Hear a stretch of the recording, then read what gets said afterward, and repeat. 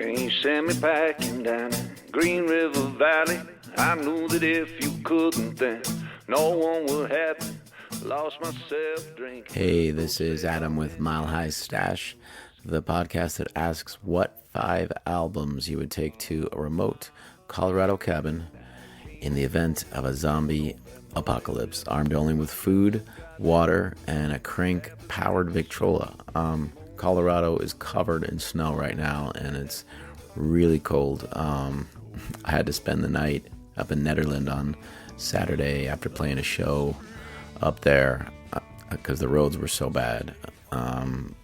But it sure was beautiful coming down the canyon slowly in the morning. Today we have got Eve Panning, violinist or fiddle player, however you want to call it, of Big Richard, one of the most exciting young bluegrass bands in the United States last couple of years.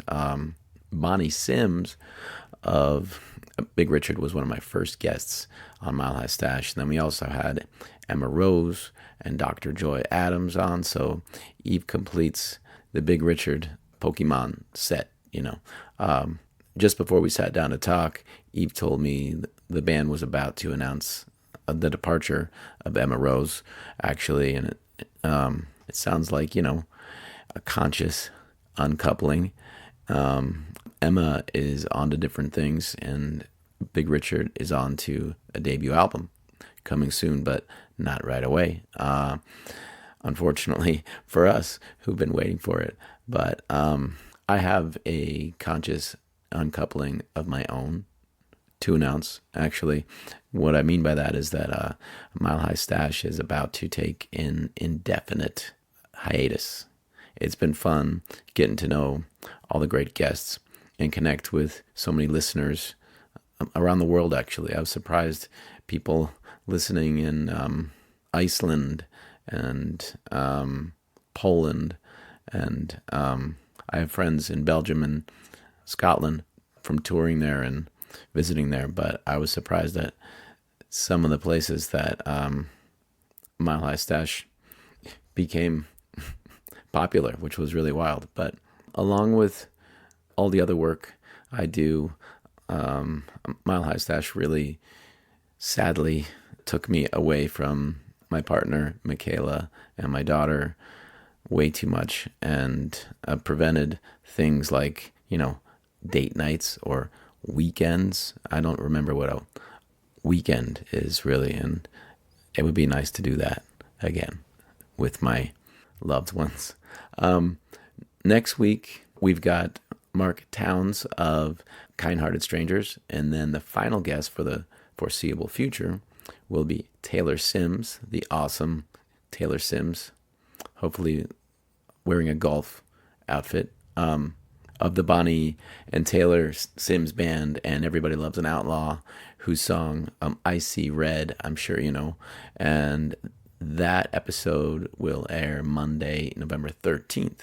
But if you want to attend the live recording of my interview with Taylor Sims, who will also be performing a bunch of songs, head to Spirit Hound Distillery in Lyons Friday night, November 10th at 7 o'clock. It's a free event and should be an awesome night. All right.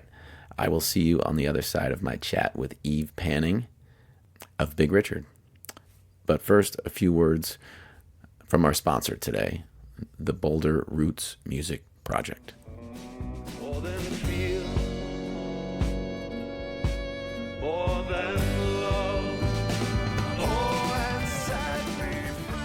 The Boulder Roots Music Project believes in the power of music to make the world a better place, and all music starts locally.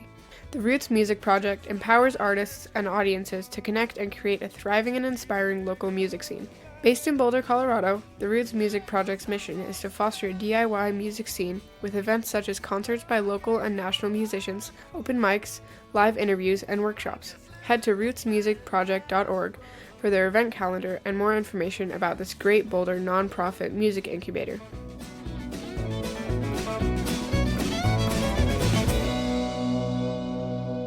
Eve Panning, Hi. where are you from?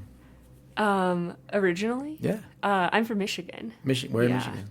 I grew up like 30 minutes west of Grand Rapids. That's kind of Yeah. the nearest city, in a little town called Holland, right close to Lake Michigan. Yeah. It's a very like idyllic small town.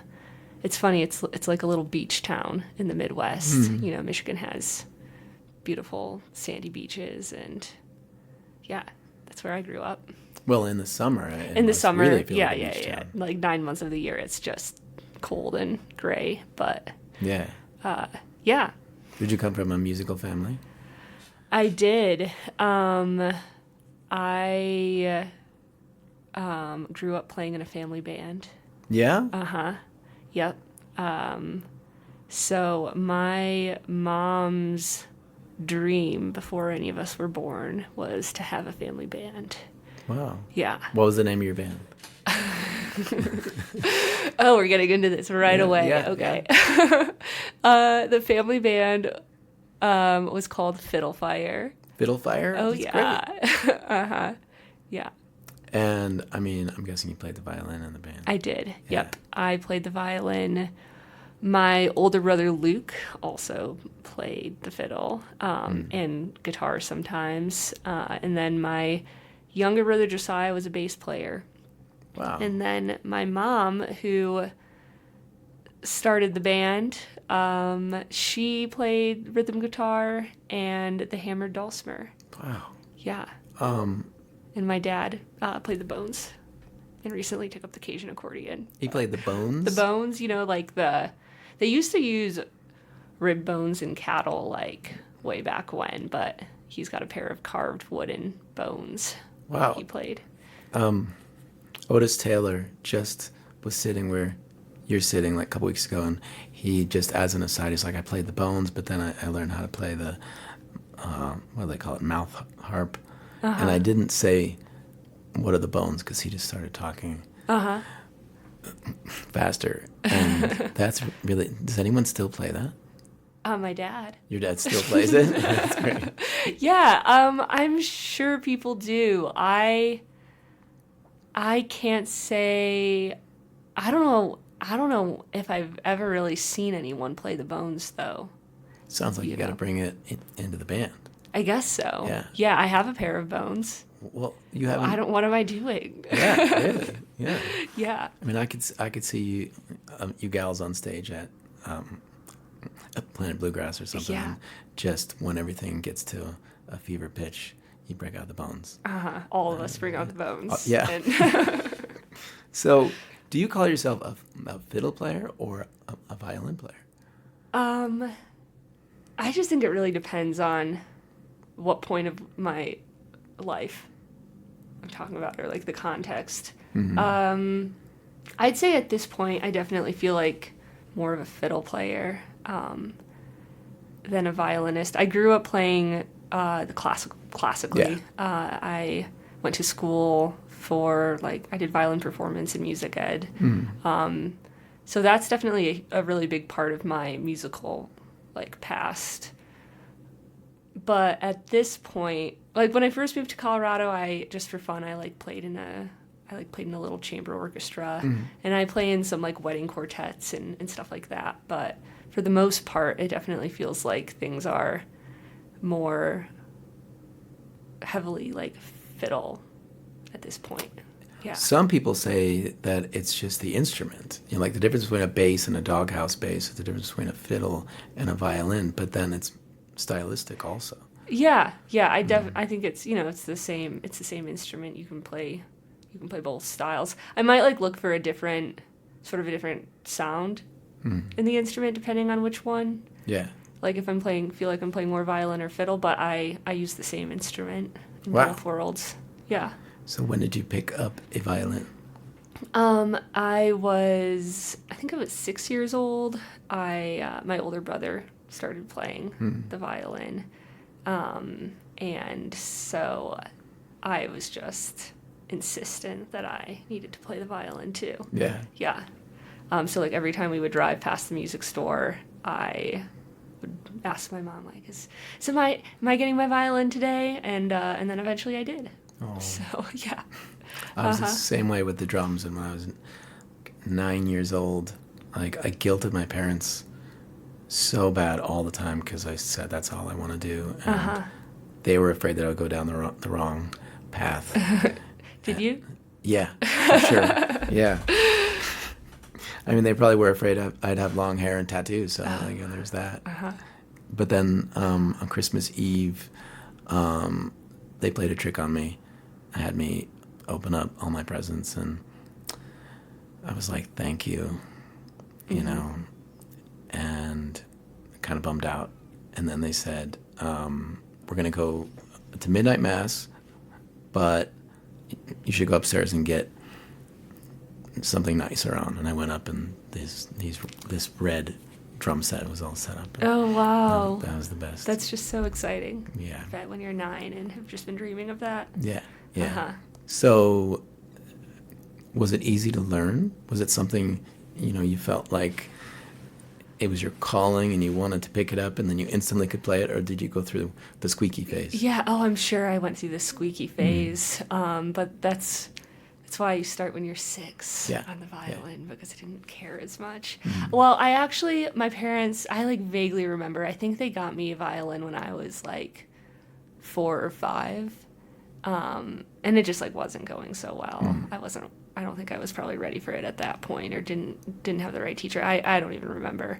And so we put it away for a while, and during that time we moved down to southern Indiana.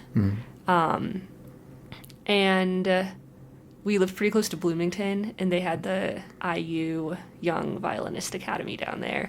And so my brother started taking lessons there, and I started taking lessons shortly thereafter. And he'd started playing, I think 2 years prior, and he was doing the Suzuki method. Right. And they got me started in the same songs. But I just heard them so many times at that point. Yeah. That I think I just kind of had a pretty good ear, and those songs were in my head, and so I picked them up pretty quickly. But I just remember at one point I was playing. This was a modified Suzuki method, so not to get too into it, but the Suzuki method, they teach you all by ear. But the way they did it at IU was we would learn to read music at the same time. But again, I'd heard all these songs so much that I was playing through my little song, but the music was upside down and on the wrong page, just because I'd heard my brother do it so often that I just picked it up pretty quickly. But I was not picking up reading music, just because I was counting on my ears for all of that. So yeah, I guess I was just so young that I feel when you start anything that young, it can come pretty naturally. And my mom was definitely really dedicated to us doing it right, and she sat with us at the piano for hours on end and practice with us and all of that. What's it like for her to see you on stage now? I don't know. Yeah, I think they're probably, I don't think this is quite what they imagined, They imagined you in an orchestra? As your parents were afraid of you going down the wrong path, I certainly have gone down the wrong path as well. Did they want you to be in a symphony, or they wanted to do something else? I don't think so. They got us started on playing because my mom read a study that playing music would make you good at math. Oh. So I think that was their hope. It didn't work. Yeah. I'm horrible at math. So that, and she wanted the family band. And then, yeah, I don't think there was really, they had any plan for my musical future past that. I studied education in school, and I worked as a teacher for 5 years. But yeah, I don't think they saw Big Richard in the cards, really. Like the penis balloons and No, I don't think that's quite what they pictured all those years ago. But they must see you on stage, even if it's a video, a Telluride or something, and just be like, holy shit, this is a big deal. I don't. It's No. it's just a world Yeah. that they're not. I don't think Yeah. they're really familiar with the Yeah. world. That Yeah. we didn't grow up going to bluegrass festivals. Right. We had the family band, but it was like a very insulated Yeah.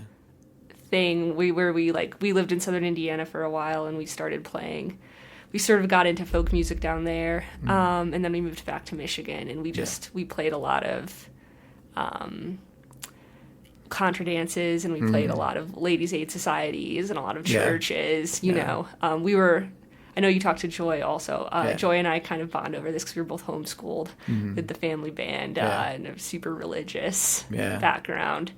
So it's just like a different world. Yeah. I think, I'm sure they're proud of playing those big stages and everything. But I think it's just something that it's kind of out of. Yeah. It's just so different, you know. So you ended up like going to high school in Michigan. Yep. And I'm assuming, got more and more serious about the violin. Yeah, Yeah. definitely. I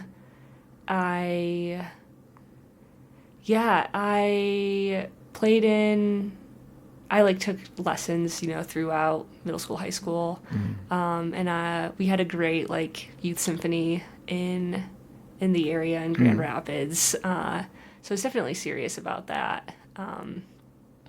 And the family band was still a big thing. We played I don't know, I think at one point we were doing 70 dates a year or something. Wow. It was pretty busy with all of that. Yeah. Child labor. I know, right? That's a lot. I mean, Uh-huh. I would think Big Richard. How many dates do you do? 70 maybe? I don't know. I think we were at 90 Yeah. to 100 last year.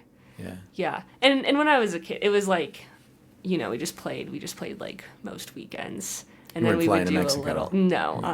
And then we would do a week a year at Branson, Missouri. Yeah. We'd play for their fall festival there. So, but it was all just little local stuff. And then Yeah. you studied music in college? Yep. Yeah. Where? So then I went to a little school called Hope College. Where's that? It's also in Holland. I stayed close to home. Yeah. At that point. And yeah, so I went to Hope. I did violin performance, music ed. Yeah, it's a little school, and I don't think it's a little liberal arts college in Holland. They're really known for their science department, but they had a great violin teacher. And I think at that point I look back and sometimes I wish I'd gone someplace further away for school, and wish I'd branched out a little bit earlier. But I think that at that point it felt like I knew they had a good education department, and they had a great violin professor, and Yeah. it just felt like it made sense. Did you live at home? I did. Yeah. So, how's your relationship with Hope now? What's my relationship? Yeah. Do you go back a lot? Are you No. burned out on it? No, I don't really go back. And that's nothing against the school. I just don't really I don't feel like I have a ton of reason to go back there. Yeah. Once I graduated college, I spent a few years touring with this group Barrage. But it was and then I moved out here, and I Yeah. think I felt pretty quickly. I'd stayed in my small town, Yeah. through middle school and high school, and I went there for college, and then because it was all just very comfortable, and it was Yeah. all very natural, and it, like I said, I was just a small town, really religious, Yeah. so that all felt right at the time, but the minute I stepped away from that, I really felt like there was so much that I wanted to kind of get out and see and do outside of that world. And and so I just don't go back very often. Yeah. I guess Do you go back to your hometown? maybe not too occasionally. Yeah. So I Yeah. guess Yeah. I've gone back a handful of times because different groups that I've played with have performed at Hope, which is actually that's been really cool. They built this like beautiful performing arts center like after I left, of course. But I've like been back and I've performed there, which is awesome. And then the family band gets together once a year, and we put on one show a year. And so I go back most. Where do you years play for that? So Holland has this festival called the Tulip Time Festival, and it's kind of the big tourist event of the year in Holland. There's a bunch of people that come in from all over the world for the Tulip Time Festival. There's a lot of Dutch culture in Holland. Yeah, I was guessing that. Yeah. So our family plays a show for Tulip Time every year. Did you have a moment when the band broke up? You know, when you were like, I might not be wanting to do this all the time anymore. Well, I can handle it once a year. Once a year. I'll go back once a year. We didn't. There were a few years over COVID where it didn't happen. Obviously in 2020. Yeah.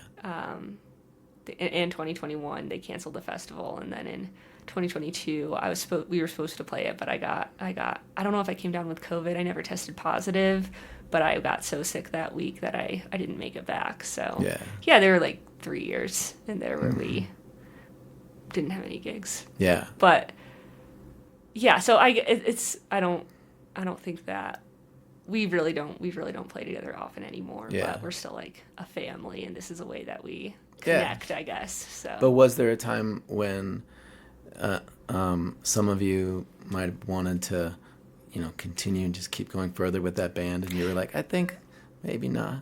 No, I don't think that was ever really in the cards for us. We're not quite to the level of those like family bands that all load up in the bus together and like that. And go on tour. That we I think balanced it kind of well with a normal childhood.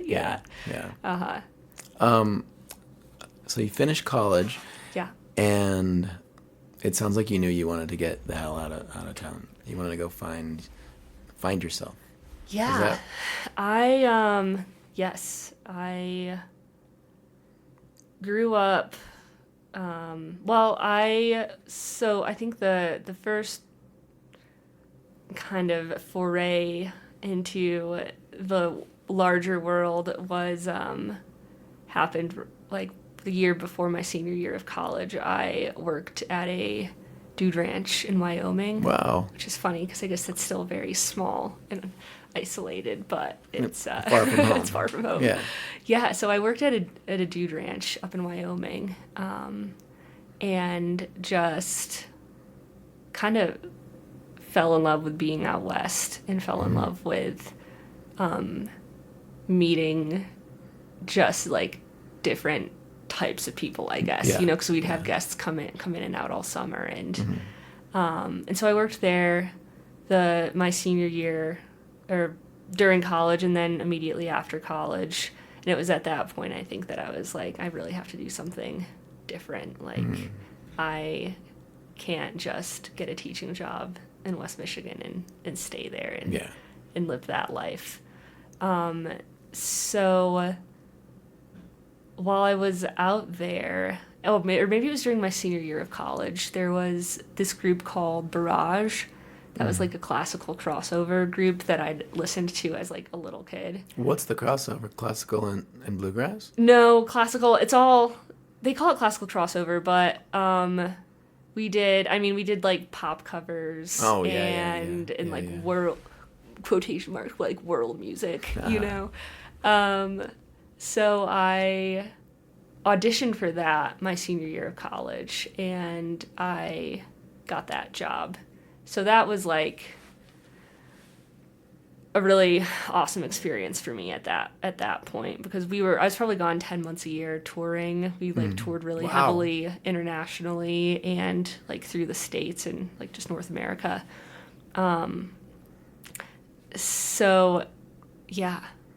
That's a lot. I mean, that's a big Yeah. change from just being from a small town. All of a sudden, did you go to Europe too? Yep. Yeah. Wow. Yeah, we actually played in the Netherlands Yeah. a lot, which is funny.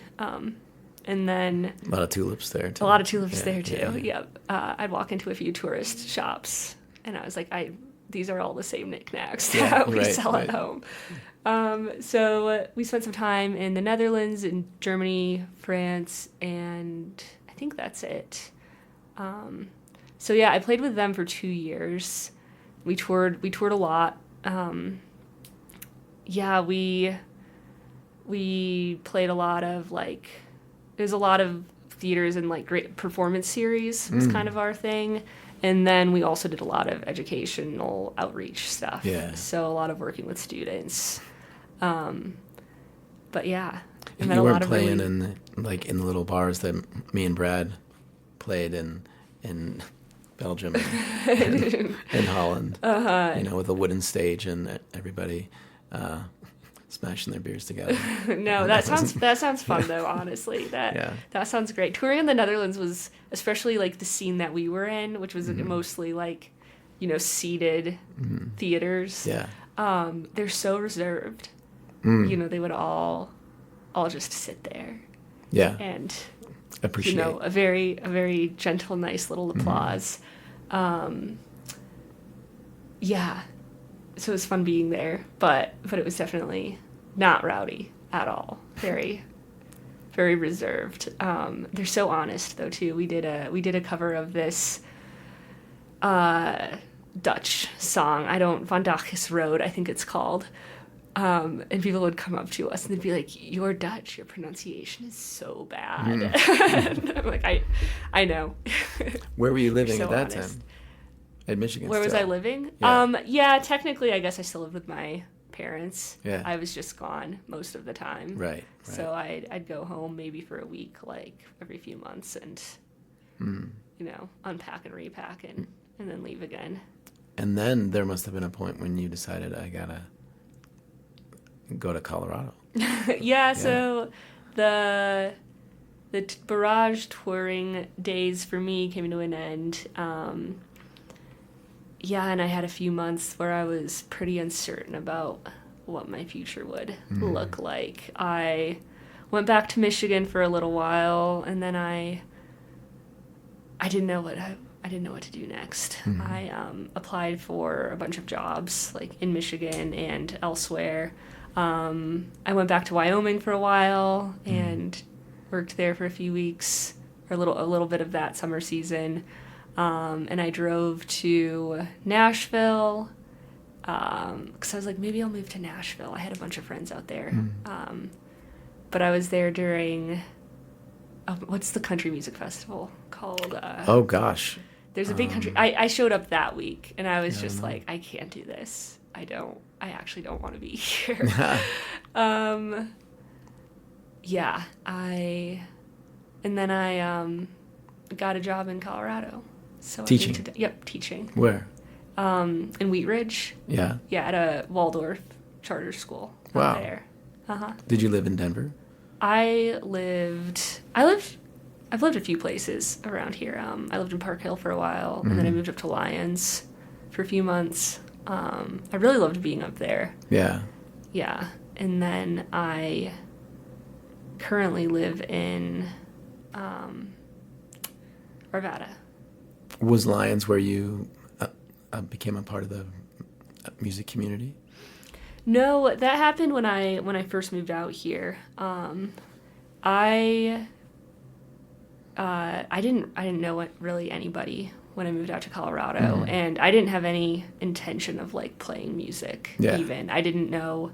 I wasn't a part of like the bluegrass scene at all. I didn't know Rocky Grass existed or any of the like. Did you know folks. any of that music? Were you exposed to that? I mean, not really. I grew up playing like fiddle tunes in the family band, but we did like a lot of contra dances, which was sort of our gig. But I had like a book of fiddle tunes, like the Portland collection, and so we just sight read out of fiddle tunes out of that book. So I knew a lot of a lot of tunes, but I hadn't really learned anything in like the authentic like tradition, I guess.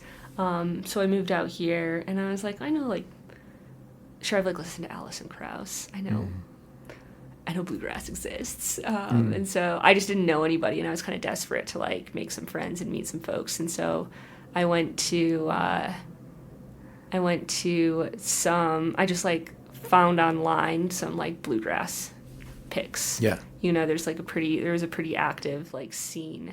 Which ones down did you there. go to? So the first one I went to was the Bear Brewery. There's like Where's a that? pick hosted by, I think Luke Blazer hosted it in at Bear Brewery. Where's that? Oh my God, I don't even remember. It's in Denver someplace. Yeah. The ones I know about are like at the Jamestown Merc or the Stage Stop, which isn't around anymore, and stuff like that. So it's good to know that there are bluegrass picks in Denver. I didn't even know I don't think that one's happening anymore. So I went there again just to like meet, try to tap into some sort of like community out here. And I was there, and someone was like, all the young hop pickers play at Cerebral. You should check that out. And I was like, okay, cool. And so I went to that one pretty soon after also. But man, I just remember it was like my turn to like call a tune, and I just didn't know like the repertoire. The ones that everybody the ones would that know. everybody knows. Yeah. And so I just like tried to call like a handful of tunes, and everyone was like, I don't know what that is, and I gave up, and I just like, you know, sat in and played along and made a little list of tunes to learn. You know, figured out the stuff that people would call and play around here. And yeah, the whole like jamming, picking etiquette thing is such a thing too, that you have to know the language and know how it works and just kind of figure that out. But you know, everyone was like super nice and welcoming, and yeah, it was a fun community to kind of tap into. And then I'm assuming that the people were like, you're really fucking good. We want you to play with us. Yeah, I'm so grateful to some of the first folks who had me play with them too, just to, because I'd like improvised before, but not that much, like not as extensively as I like really needed to. So yeah, I started playing with this band called The Lonesome Days. Yeah, pretty soon after I moved out here. Yeah, Johnny was at some of those picks and asked me to start playing with them. Yeah, and so that was great. We played a lot that like first year or two I was out here before the pandemic hit. And we did like a little tour with Yonder, and yeah, so it was a lot of fun, like kind of getting my feet wet in bluegrass playing with them. Yeah, well, I remember being in Gas Pops, and Brad was playing with Lonesome Days. Oh yeah, that's right. Yeah, and then at one point, I think he just got way too busy. Yeah. So was Matt Cantor playing with you guys? Yep. Mm-hmm. Yeah. Yeah, totally. Yeah, I remember Brad just being. Brad's incredible, so of course everyone wants to play with Brad. Yeah. Yeah, I forgot. You play with the Gas Pops still? Once in a while. Okay. Like when Kevin is not around. Okay. You know, but I just have a kid and like 4 or 5 jobs. So I play music part-time. You know, I guess. Me and Clay play as a duo a lot. It's easy because we don't like go on the road. Yeah. Or anything like that. Yeah. You know, but totally. Lonesome Days was great. I'm sure is great. Is it still even? I'm not. Yeah, we played a handful of times the last like year or two, but it's been a lot of private events. Yeah. So we played like I think one more public show, like I think it was at Parker for like a just a summer concert series that they have down there. But then other than that, it's been a lot of private events. Yeah. Who do you play with besides Big Richard? It's mostly Big Richard at this point. We're on the road a lot. So we're on the road tough. a lot, yeah. And I was like leading up into this, I was working full time as a teacher. I quit my teaching job to pursue the Big Richard moment that we're having. What was that decision like? It was... Sounds like you went down the wrong path. It went down the wrong path. Yeah, truly. No, it was a challenging decision to make, just because, stepping away from the stability of a job and health insurance and a salary is hard. And it's a great little community there. I really loved my students, and I was building a great program. And at a Waldorf school, they're just so supportive of the arts that I just felt like I had a lot of room to like try fun things, and like I was really supported by the community there. The orchestra program was like a really important part of it, and so I cared a lot about that program and the school and my students. But at the same time, I'd been doing it for about 5 years. It was really challenging teaching through the pandemic, especially teaching orchestra. Every teacher I think had a tough time, but trying to teach my subject remotely was hard. And then coming out of the pandemic was definitely challenging also, being a teacher. And so I was feeling a little burnt out on it. And also, being a charter school teacher in Jeffco, you pretty much get paid the least amount possible out of like any school district in the country, it feels like. So that made the decision easier. So I was stepping away from some stability, but my money and salary and everything wasn't the thing keeping me at the school. I've heard that you don't get enough credit. Correct me if I'm wrong, but you were the one who was asked about, there was a female festival, or no, sorry, there was a festival and there were no female acts, and you were asked, hey, can you put a band together? For that first gig we played, there's a little festival that's just, I played there with the Lonesome Days a handful of times, and it's a really sweet it's a really sweet festival that I've been to a bunch. And so they just reached out to me and asked me to put together a group of ladies to play, and Emma had talked about this lineup before. I'm just like, that would be a fun band to play together. So when they reached out to me, I was like, this could be like a great chance just to put that group together for fun and just like play a show together, because it felt like a fun mix of like old timey and bluegrass and Billie Eilish and just like a fun group of people and a good hang and a lot of really powerful like musicians. And so it just happened at a really opportune time, I think, because everyone was free. It was in March of 2021. Well, it's amazing that that the thought of those 4 women had been in the air. And then not only did you get the opportunity, but you were all available and in. Right. That's amazing. Yeah, it was just very serendipitous. We were all free. We all had the bandwidth for it and the time, and I think everyone at that point was just really kind of desperate and itching to like play some music together too. I know I set my violin down for a really long time during COVID. For like I hardly played at all for 2020 and a lot of 2021. I just spent a lot of time outside hiking 14ers and running around in the mountains. Do you take your violin up 14ers? I haven't. I know Joy she takes her cello. Ridiculous. I know, and so we've talked about it, about doing a doing a hike and taking our Yeah. instruments up. And because if she can carry the cello up there, I can definitely carry the fiddle up. Well, if she can carry her cello, she can probably also take the violin. Totally, so you don't need to exactly. take I'm like, anything. what's another, like, it's like 2 pounds. Yeah, exactly. It's nothing. I'll let her know that. Who came up with the name Big Richard?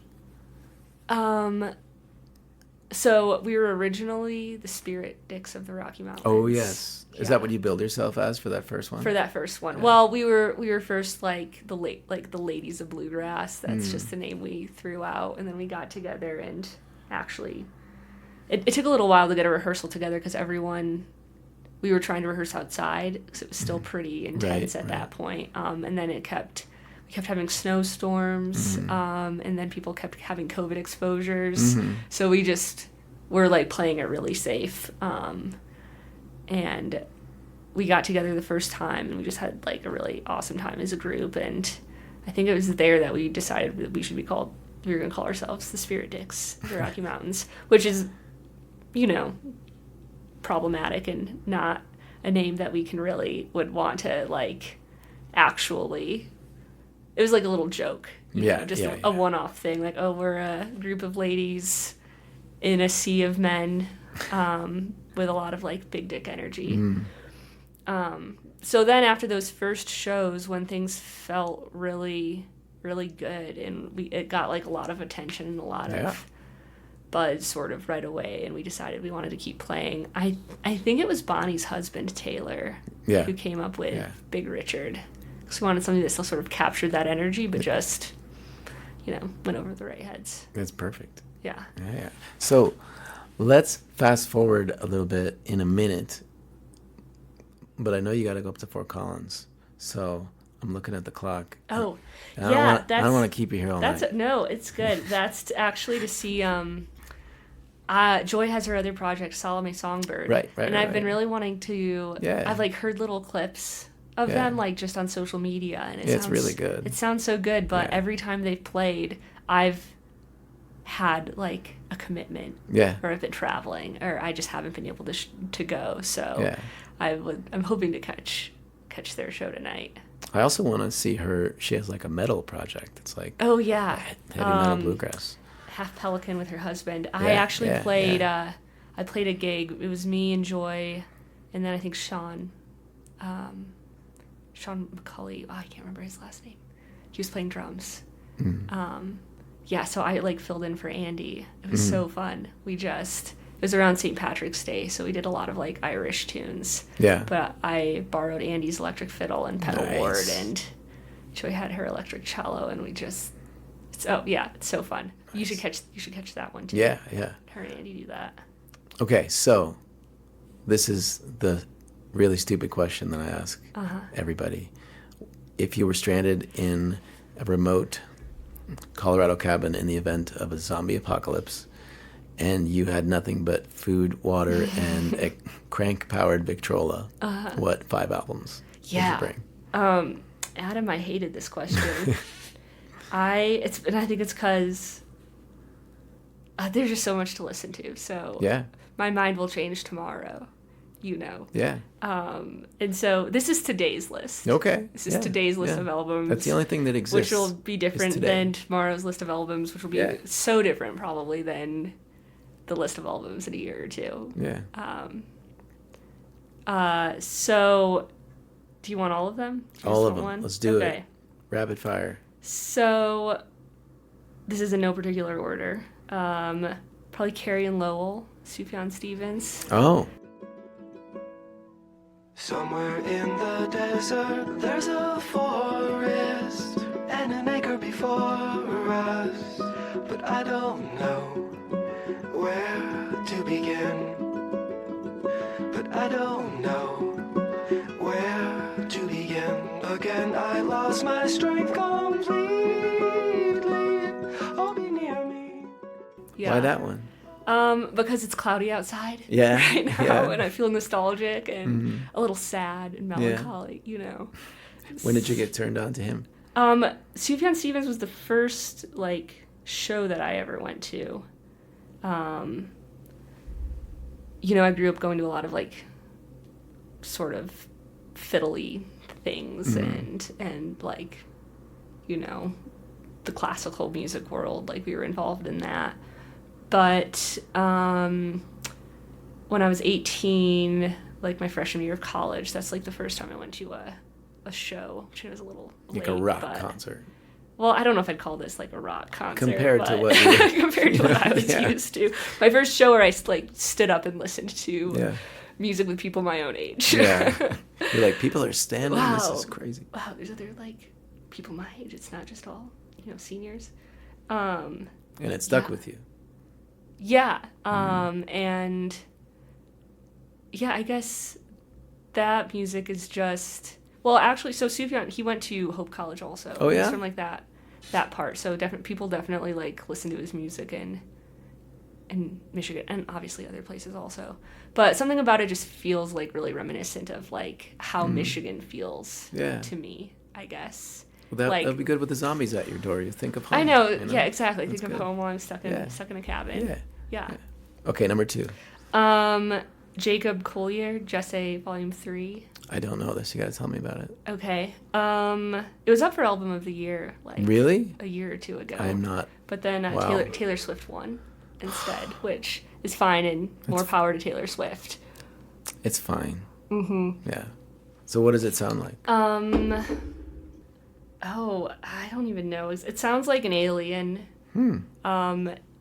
Took human form and listened to some funk and listened to some electronic music and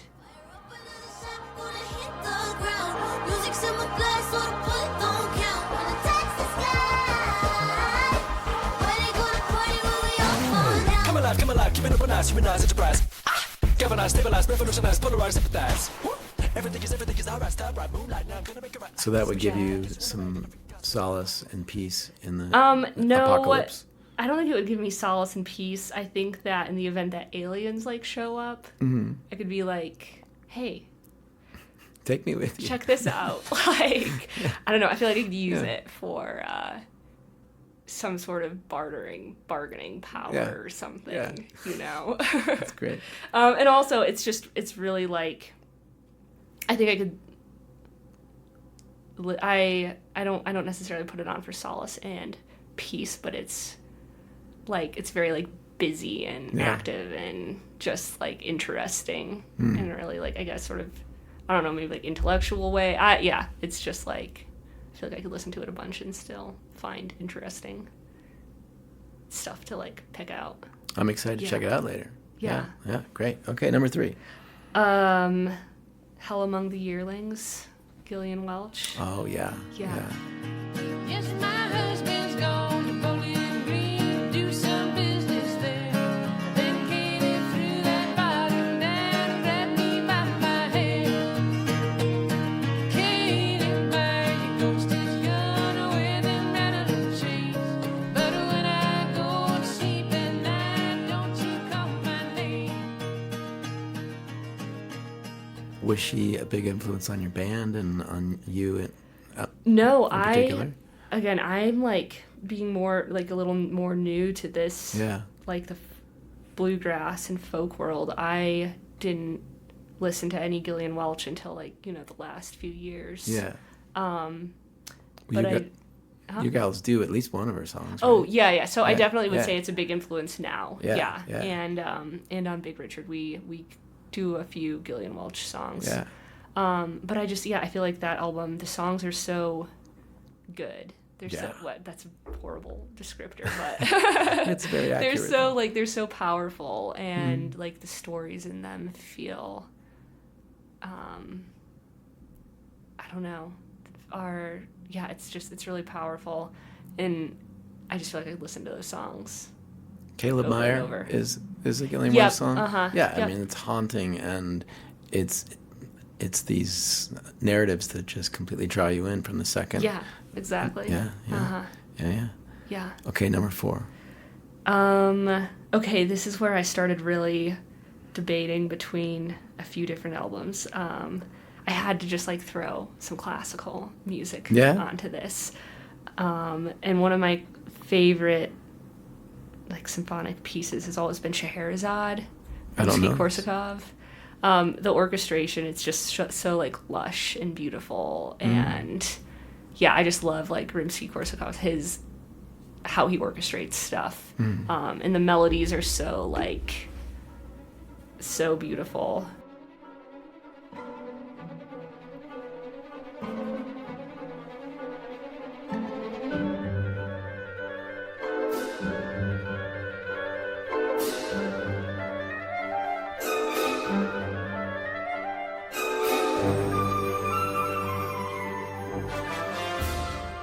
So Scheherazade, and it tells the story of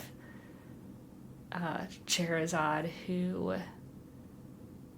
oh my gosh, how does it go? Basically, each movement is like a different story that Scheherazade told the Sultan to stay alive for one more night. You know, it's not like 100. Oh my gosh, I should have refreshed on this before I showed up today. But you know, it's like 100 nights or something, and like the legend goes, and you know, Scheherazade has to tell a story to the Sultan every night so that she can like survive until morning and keep him interested until night after night after night. And so this piece of music is like an orchestral version of that legend. Wow, I'm gonna have to listen to this. Yeah. Maybe the zombie apocalypse will last 100 nights, and this will be like very apt. Maybe, yeah. There aren't quite actually 100 movements, but you know. And then Fifth and final is the Hawktail album, Formations.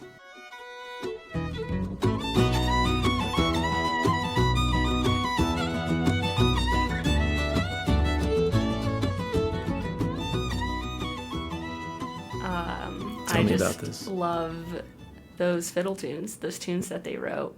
Yeah, I love instrumental music, obviously, and Brittany Haas's fiddle playing is just so good. And so I put this one down because I love the music, and then I also put it down because it's like I could learn all the. If I was stuck in an apocalypse cabin, I want something to learn. I want something to think about. So I would like, you know, love to learn and play those tunes, and yeah.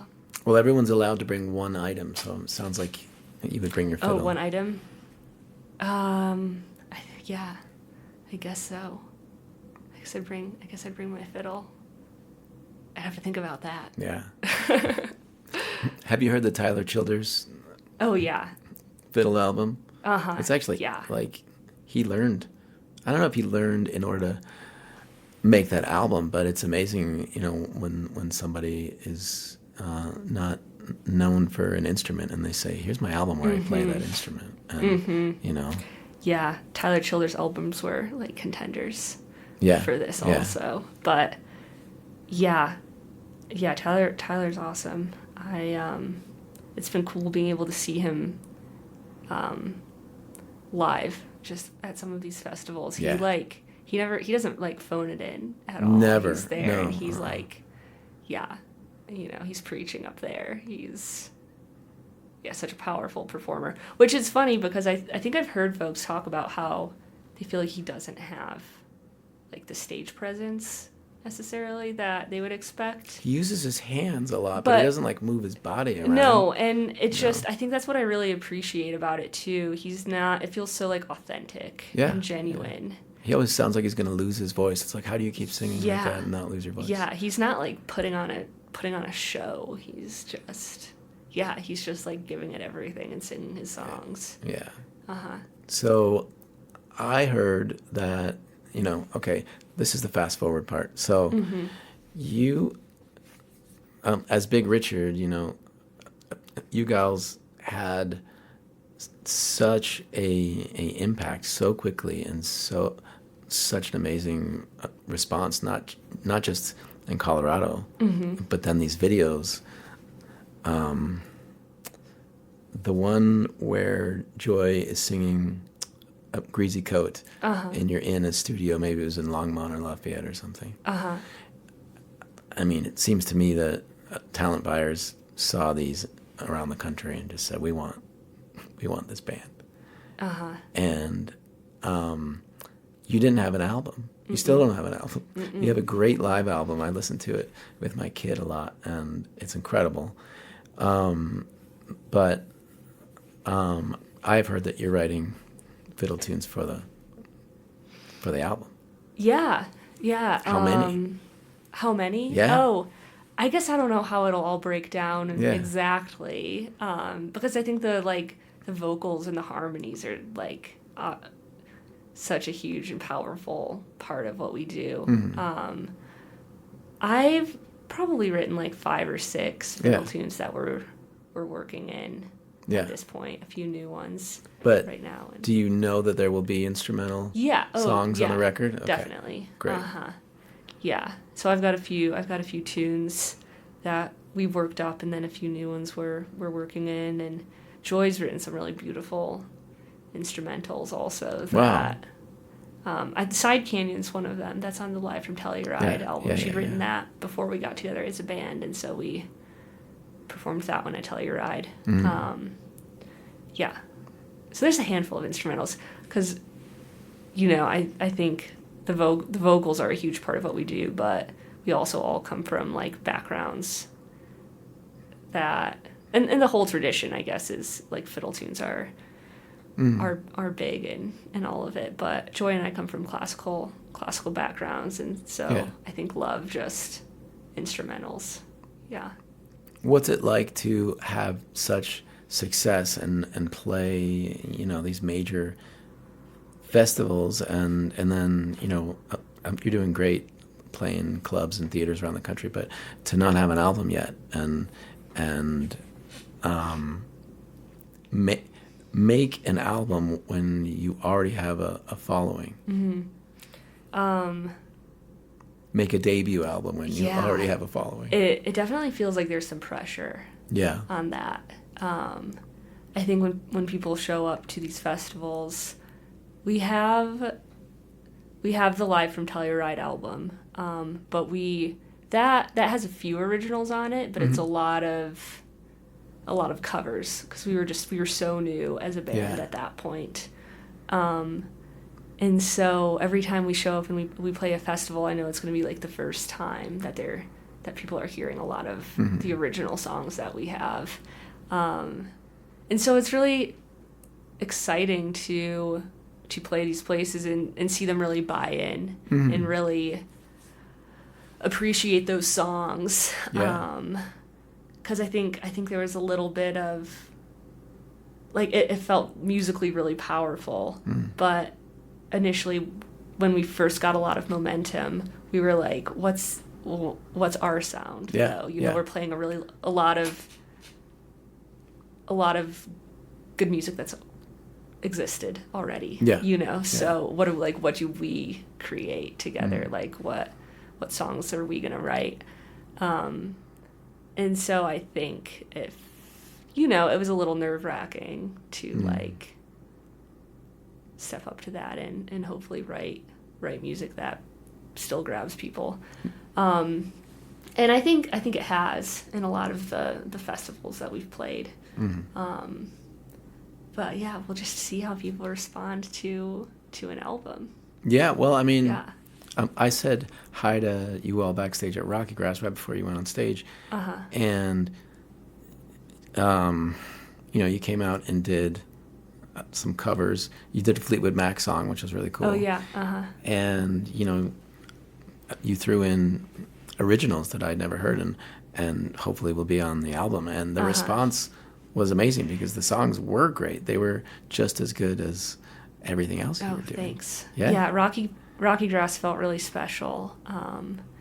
It felt so good. The energy there was just so good. People were sitting and listening. So it felt like everyone was really engaged and really intently listening, which was cool. And then we got to those last two and we did Greasy Coat and Fleetwood Mac cover. Yeah. And it just felt like it just bubbled over, and all of this pent up energy that people had been holding on to the whole set just everyone got up and danced. And then Sam Bush came on and he played almost like a Gas Pops type set. It was great. Yeah, It was really, I wasn't expecting that. It was really rocking. Yeah. It was awesome. Yeah. Yeah.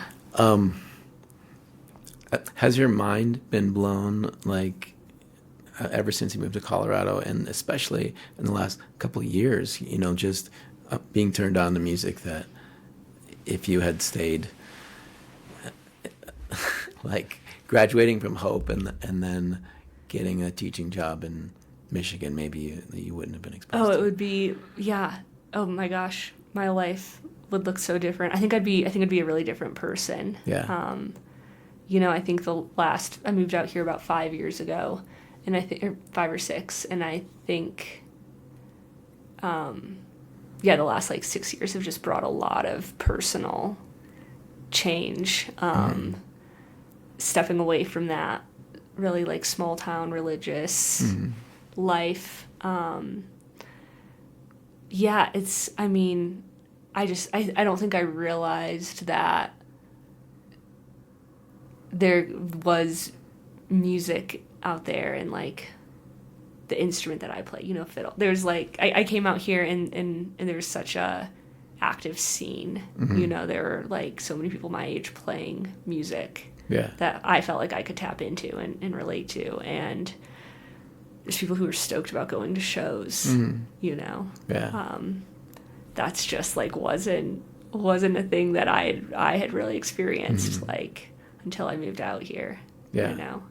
It's amazing how Big Richard also is turning bluegrass on its head too, because one of the reasons I never liked it is I come definitely from a punk rock background, and the idea that you're supposed to play certain songs, like if you're a bluegrass band, you have to play these songs, and you know, to hear a Radiohead song or a Fleetwood Mac song or a Billie Eilish song is so refreshing. And so it sounds so small when you come from other scenes. That sounds like a very small thing to do, but it's actually like very rebellious. Yeah.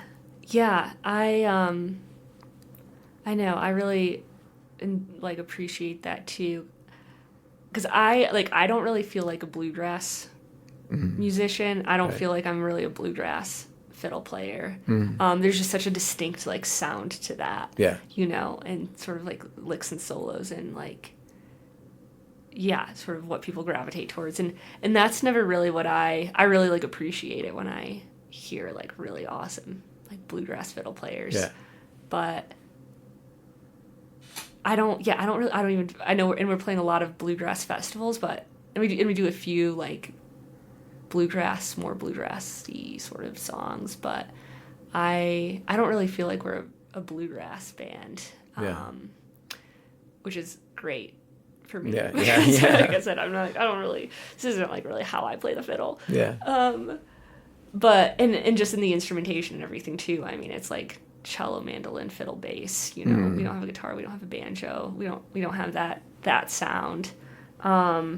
So it's been really cool to still like be a part of these festivals, but like bring something a little bit different. What's it like to be the only one not singing? What's it like? Yeah. It's I mean, okay, I sing harmonies sometimes. Yeah, but but yeah, I'm not a lead singer. Yeah. It's great. It's great. It's good. Yeah. Sometimes I'm like, wow, that looks fun. That looks like a really cool way to like express yourself, and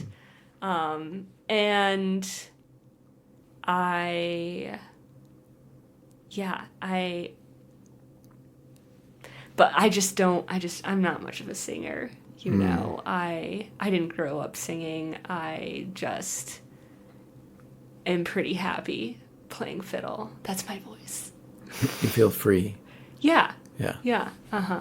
Well, is there a difference, like, when you're about to take the stage at Rocky Grass and there are 10,000 people or something there or more? Is there a difference?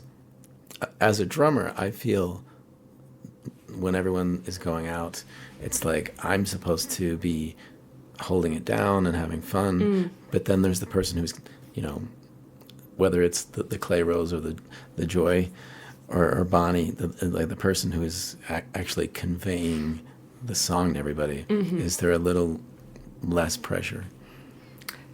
I think so. Yeah. Yeah. I'm so down to be on stage in front of 10,000 people or whatever if I'm playing the fiddle. But I have so much stage fright if I have to open my mouth and say anything. Yeah. So thankfully in this band we have some powerful personalities. Yeah. And I get to play a different role. That doesn't have to like be that vocal. Yeah. But you feel comfortable engaging in the banter, because the banter is like so much of what's great about. I'll like Big jump Richard. in. Yeah. I'll jump in sometimes. Yeah. Yeah. Yeah, for sure. But yeah, Well, I'm so thankful that you stopped by, and I can't wait to hear the album if it comes out in 3 months or 6 months or whatever. Yeah. Everybody's really excited, Oh, thanks. and you went down the right path. Just so you know. Oh, thank you. You too. Thank you. Yeah. Have a great night, and if it might even snow tonight or Oh, really? something. So Oh, wow. drive safe. Okay. Yeah. Thanks. Thank you so much for doing this. Yeah. I'll give you another hour, then I gotta run, I gotta fly away, leave you to fall, leave you to stuff your flower. That was Eve Panning of Big Richard and me, talking about the band's meteoric rise as a touring success all over the country last couple of years, and their upcoming debut album. If you're in Colorado, you can see Big Richard a lot. And I also hope to see you at my event next Friday night, November 10th, at Spirit Hound Distillers and Lions for the live recording of the last episode of Mile High Stash for the foreseeable future, featuring the awesome Taylor Sims of Everybody Loves an Outlaw and the Bonnie and Taylor Sims Band. Thanks for listening, and I'll see you next Monday, as usual. Be sure to leave a review on Apple Podcasts if you can. That really helps the show. And also, if you ever want to donate, you can go to milehighstash.com, or you can just hit me up, AdamIce9 on Venmo. Have a great week, y'all. So you wanna rise above duality, you wanna transcend day and night. Yes, I'm old-fashioned, I just don't share your passion for ever-changing eternal twilight.